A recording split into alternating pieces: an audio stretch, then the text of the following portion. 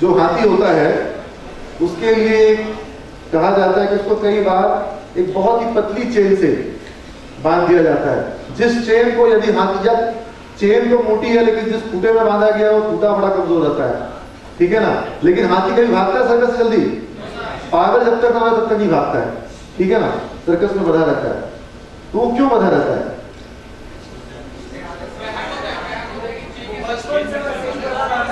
बचपन से वैसे ही बंधा रहता है।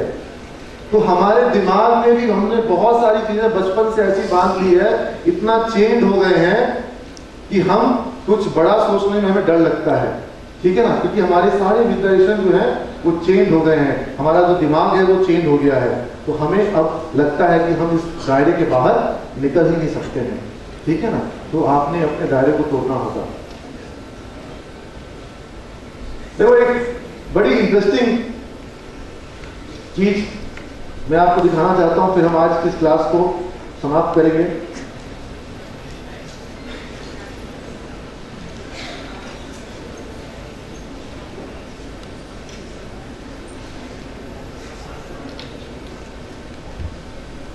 चार तरह के छात्र, पहले वो जो पढ़ सकते हैं और पढ़ना चाहते हैं, ठीक है ना। इन छात्रों को सभी लोग चाहते हैं, सब इंस्टीट्यूट वाला चाहता है कि ये सब स्टूडेंट हमारे यहाँ आ जाए, इसको पढ़ना आता है और ये पढ़ना चाहता भी है। अब आप में से कौन कौन इस कैटेगरी में आते हैं इसका परीक्षण हो जाएगा। नंबर 2, वैसे छात्र जो कहते हैं कि पढ़ सकता हूं, नहीं पढ़ता, पढ़ना आता है, नहीं पढ़ूंगा। क्या करोगे? अभी यहां पर एटीट्यूड प्रॉब्लम है, ठीक है ना। इस एटीट्यूड प्रॉब्लम को सॉल्व करना पड़ेगा। इसके लिए हो सकता है कि जैसे आज का सेशन था ऐसे कुछ सेशन होंगे तो फिर वो काम में आ सकता है। नंबर 3 पर पढ़ने की इच्छा है, तरीका नहीं मालूम, ये भी बड़े अच्छे हैं। इनको तरीका सिखा दो, इनका काम हो जाएगा, इनके संग प्रॉब्लम नहीं आएगी, इनके संग दिक्कत नहीं होगी, ठीक है ना। हम ऐसे बच्चों को भी लाइक करते हैं, नंबर 1 को भी बहुत लाइक करते हैं, नंबर 2 को सॉल्व कर लेते हैं, ठीक है ना। तो नंबर 1 2 3 हो गया। अब कौन सा बचा?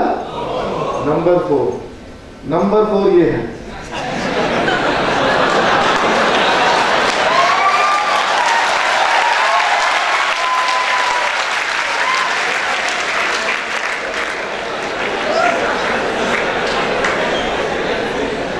अभी ये नंबर 4 वालों को पहचान लेना,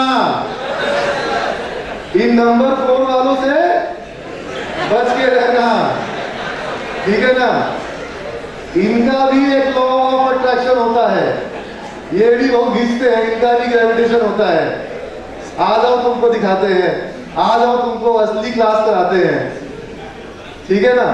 तो इनके गुरुत्वाकर्षण से बच के रहना। देखो अब आप सब बच्चे नहीं रहे, बड़े हो गए, ठीक है ना। अभी आप कॉलेज के अंदर क्या करते हो उसको हम थोड़ा देखते हैं, लेकिन आप कॉलेज के बाहर क्या करते हो उसको हम देख सकते हैं क्या? देखते हैं।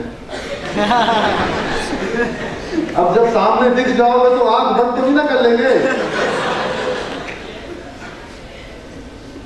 कई बार कॉलेज के अगल बगल में मुझे इस तरह के छात्रों का समूह भी दिखाई पड़ता है जो जिंदगी को धुएं में उड़ाता चला गया। तो मैं उन सबको बुला लेता हूं कि आ जाओ मेरे प्रिय छात्रों, ठीक है ना। और नहीं तो मैं अपनी मेमोरी में उनके फोटोग्राफ खींच लेता हूं, ठीक है ना, या किसी दूत को भेज के बुलवा लेता हूं। और फिर मैं बड़े हो चुके हैं, उनको मैं डांट नहीं सकता हूं, मना भी नहीं कर सकता हूं, उनकी अपनी जिंदगी है, लेकिन उनकी जिंदगी पे उनके अभिभावकों का भी तो कुछ अधिकार है कि नहीं जी? तो मैं कहता हूं कि आप एक काम करो, आपके परिवार के द्वारा ये सामूहिक निर्णय लिया गया होगा कि आप इतना रुपए जो है ये धूम्रपान पे लगाओगे, पैसे तो पापा ही देते हैं ना कि आप कमाते हो, तो उनसे एक सहमति पत्र ले आओ। सहमति पत्र ले आओगे, हम क्लास चालू कर देंगे, और नहीं तो यहाँ से एक पत्र जाएगा कि इस तरह से आपके जो साहबजादे हैं वो ये सारे नए नए शौक जो रख रहे हैं, इसके लिए आप उनको धन मुहैया कराते हैं ना, सहमति देते हैं ना, ये ठीक रहेगा कि नहीं ठीक रहेगा? आप नो भी बोलोगे तो भी है। ऐसी ऐसी कई सारी चीजें हैं। जब कॉलेज के एग्जाम्स होंगे, इंटरनल टेस्ट हमारे कॉलेज में, आपके कॉलेज में हर 6 महीने पर होगा, और उसके जो नंबर्स हैं, मार्क्स हैं, वो आपके घर पर जाएंगे। आपके अभिभावकों का दस्तखत उसमें होगा, और सैंपल बेसिस पे कई बार अभिभावकों को फोन करके बुलाया जाएगा। और नहीं अगर हम ये सब कुछ कर पाए तो हम चाहते हैं अभिभावक खुद से चल करके कॉलेज में आए।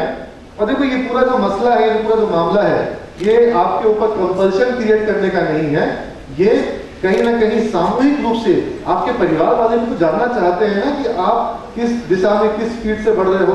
तो हम चाहेंगे कि पूरा परिवार एक साथ, वो जैसे पूरी कायनात मदद करती है, सबसे पहले परिवार को मदद करे, ठीक है ना। तो ये कुछ सिस्टम हमारे यहाँ रहेगा। और पढ़े रहने से अच्छा है, क्योंकि आप हमेशा पढ़ते लिखते रहने से अच्छा पढ़े रहना चाहते हैं, है कि नहीं? अनपढ़ वो नहीं जो पढ़ नहीं सकता, अनपढ़ वो है, ठीक है ना। क्या आप सीखना चाहते हैं? Learning attitude is a very important concept. ये क्या है? What is it?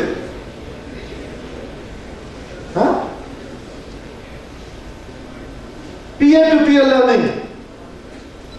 आपको पढ़ाने का जिम्मा किसका है?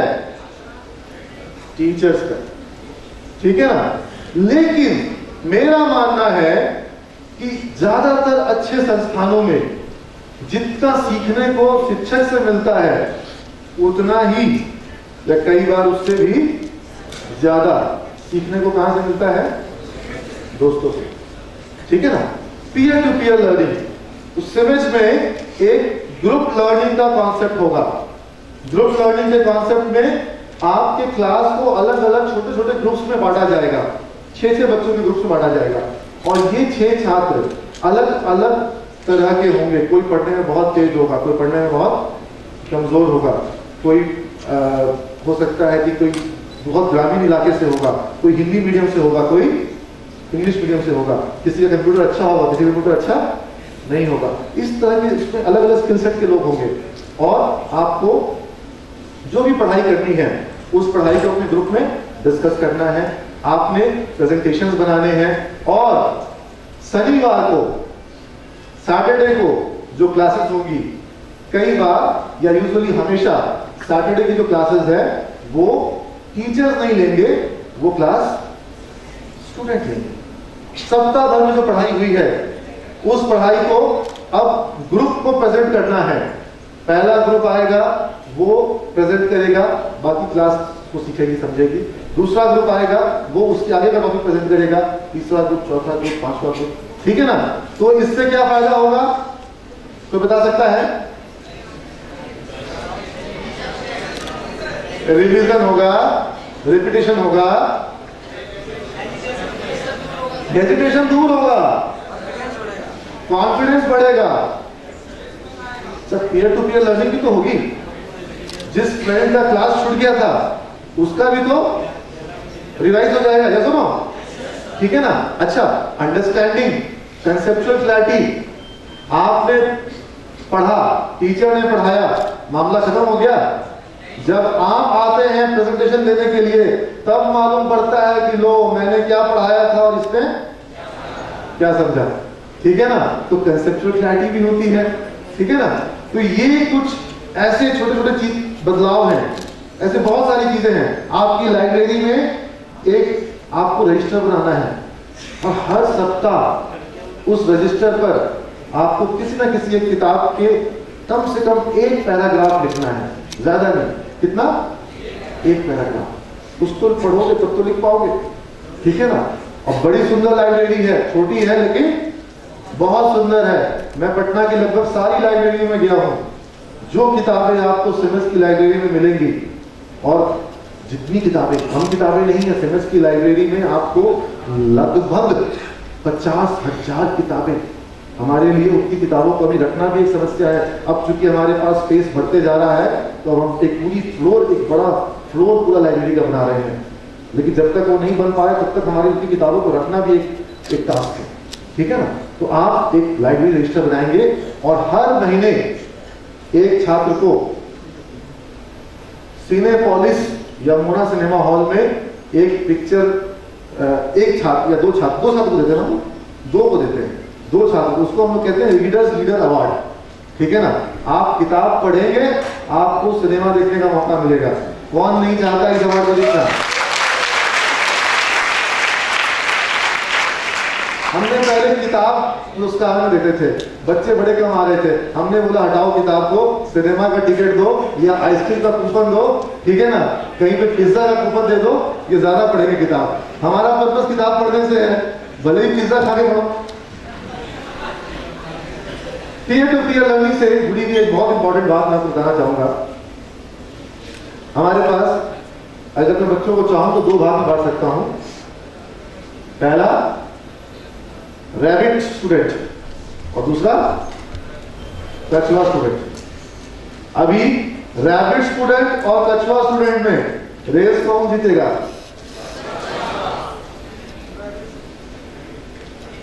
रेस कछुआ जीतता है, ठीक है ना? लेकिन कहानी में थोड़ा ट्विस्ट है, ठीक है ना? ये रैबिट ने देखा कि भाई हमारे पुरखे गलती कर गए थे, सो गए थे, आज तक हम लोग झेल रहे हैं, ठीक है ना? अब चाहे जो भी हो जाए सोना नहीं है, ठीक है ना? पूरी लगन के साथ वो दौड़ता रहा, ठीक है ना? और अब जब वो पूरी लगन से दौड़ा और बीच में कहीं पर भी सोया नहीं, रेस कौन जीता? रैबिट जीता। तो हमारे पास बहुत सारे रैबिट छात्र हैं जो कि बहुत तेज हैं, जिनके अंदर बहुत क्षमता है, जिनके अंदर पहले से बहुत सारा अर्जित ज्ञान है, पहले से अर्जित ज्ञान है। वो जहां से भी जिस भी संस्थान से पढ़ के आ रहे हैं वहां से बहुत सारा स्पीड लेकर के आ रहे हैं, अच्छा बेहतर स्पीड लेकर के आ रहे हैं। और कुछ छात्र ऐसे भी हैं जिनको अच्छा वातावरण पहले नहीं मिला, वो थोड़े, उनको वो स्पीड, वो पेस, वो रफ्तार उनको नहीं मिल पाई, वो माहौल उनको नहीं मिल पाया। वो कौन छात्र? कछुआ छात्र। अभी कछुआ जो हार गया, लेकिन कछुआ ने सोचा कि हम तो नाक कटवा दिया अपने खानदान का। आज तक लोग बोलता था कि कछुआ रेस जीतता है, तो जीतना पड़ेगा। वो जाके रैबिट को दोबारा ललकारता है, आओ फिर से रेस होगी। अब रेस तीसरी बार फिर से होगी, एक बार हम जीते, एक बार तुम जीते, अब एक तीसरी रेस, ठीक है ना? और रास्ता मैं तय करूंगा। इस बार रेस जो होगी वो इस जंगल से होकर के नदी के पार उस जंगल तक जाएगी। अब बेचारा कछुआ, एक बेचारा खरगोश, वो बड़ी तेजी से दौड़ता है, जंगल जंगल होते हुए, दूसरे दूर जंगल होते हुए नदी के उधर से वो उधर जाने की कोशिश करता है, नदी के उस पार। और ये कछुआ क्या करता है? ये आराम से धीरे धीरे जा रहा है और फिर पानी में तैर के नदी के पार पहुंच जाता है। रेस कौन जीतता है? तो मेरे यहाँ जितना भी कछुआ स्टूडेंट आता है उसके अंदर कुछ ऐसा स्पेशल पावर होता है जो रैबिट को नहीं पता होता है। और ये जो गांव के छात्र हैं,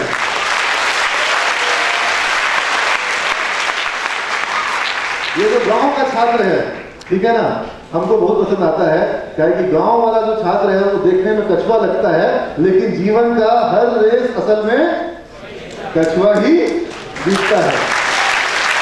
अभी कछुआ रेस कब जीतेगा? कछुआ रेस कब जीतेगा? जब कछुआ का स्विच ऑन होगा, ठीक है ना? अभी क्या होता है? कछुआ रेस जीत जाता है, फिर क्या होता है? इस सीरीज में से कछुआ और खरगोश आपस में कंपटीशन करने लग जाते हैं, ये लगातार कंपटीशन होता है। लेकिन 3 साल पूरा हो जाता है और 3 साल पूरा हो जाने के बाद कंपटीशन सिर्फ सीमेज के कछुआ और खरगोश में होगा, और बहुत सारे कछुआ, खरगोश और बहुत सारे दूसरे जानवर आ जाएंगे, है कि नहीं? तो क्या करना चाहिए? बोला स्ट्रैटेजी बनाते हैं, पीयर टू पीयर लर्निंग करते हैं, मैं जमीन पे तेज दौड़ता हूं, तुम मेरी पीठ पे आ जाओ, तुम पानी भी तैर सकते हो, मैं तुम्हारी पीठ पर बैठ जाऊंगा।